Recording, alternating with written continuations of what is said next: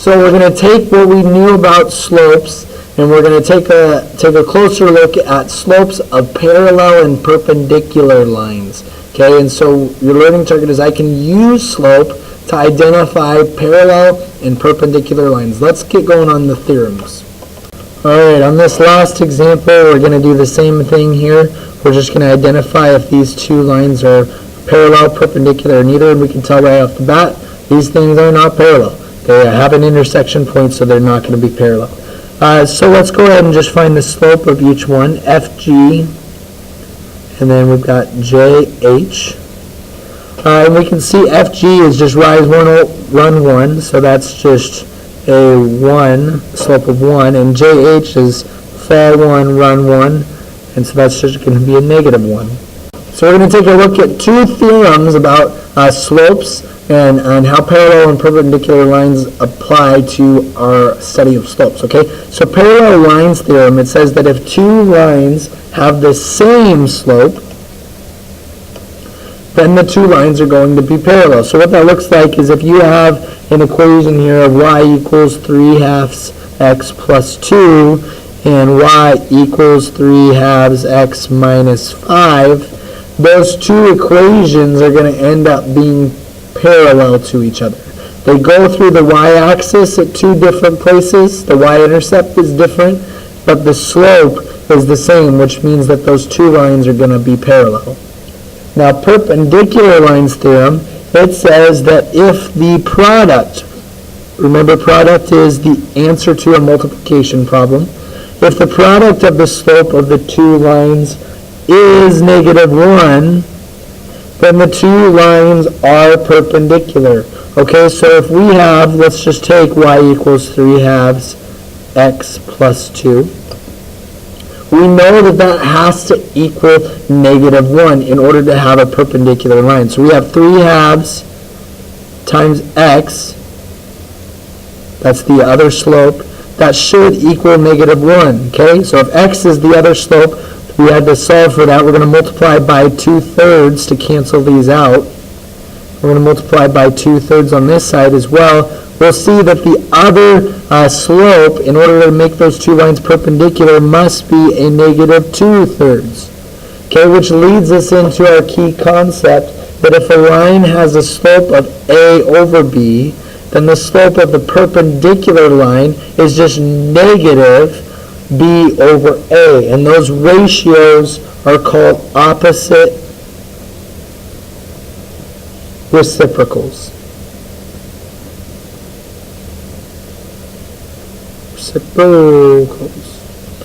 Alright, so let's get going on the examples.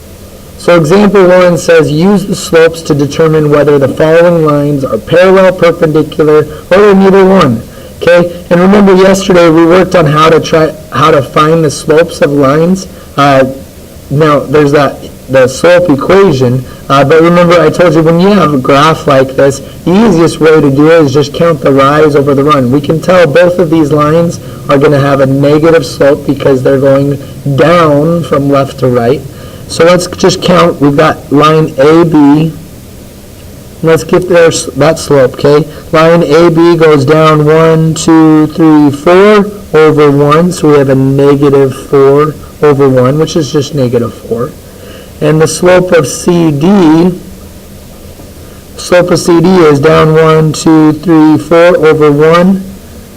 And it's as we expected. We kind of figured these two lines were going to be parallel, but we can see now based on the slope of both of them that those two lines are parallel, okay? So line AB is parallel to line CD because their slopes are the same. Alright, let's do another example.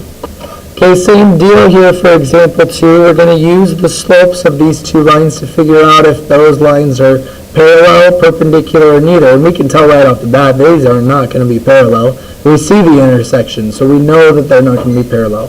However, we can take a look here a little bit closer. It looks like maybe they're perpendicular, but we can use the slopes to really make sure. So we have line VU, we need to find that slope, and we know ST, we're trying to find that slope as well. So again, all we have to do is we just have to count the rise over run. So from V to U, we know this is going to be a positive slope, so let's count 1, 2, 3, 4, 5, 6, 7, and 8. And then it goes a run of 1, 2, 3, and 4. So a rise of 8, run of 4, which just reduces down to 2. So the slope of VU is 2. And then ST, we'll go down 1, 2, 3, and over 1, 2, 3, 4, 5, 6, 7. So we have a negative 3 over 7. So the slope of ST is negative 3 over 7, and the slope of VU is just 2. And what we know is that the slope, in order to be perpendicular, these two things multiplied together should equal negative 1. And we can tell probably right now that these are not going to multiply to be negative 1. But we'll go ahead and multiply them out anyway. 2 times the negative 3 is a negative 6. 1 times 7 is 7. So it's close to negative 1, but it isn't quite negative 1. And remember, if we just use that key concept from earlier, we know the line that would be perpendicular to this one would just be a negative flipped. It would be the opposite, right? So it would be a negative 1 over 2. Same goes here. This should be 7 over 3. The slope of that would be 7 over 3. So we can say line VU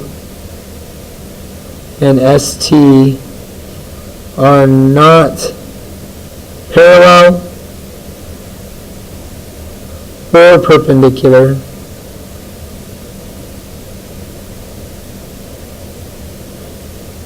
because their slopes are not the same and the product of the slopes does not equal negative 1. Now you don't have to answer like this on all of the problems, but I want to make sure that you've written this down in your notes so that you know exactly what to do or what it means to have a perpendicular or parallel slope. Okay, let's do the last example. So this one's a little bit easier than some of those other ones. We just know that these two should multiply to equal negative 1. So we're just going to take 1 times a negative 1. Yeah, that equals negative 1. So FG is perpendicular to JH because the product of their slopes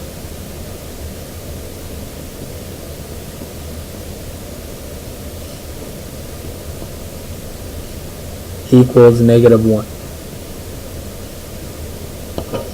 Perfect. That's it. We'll do a little bit more work on this tomorrow. Thanks.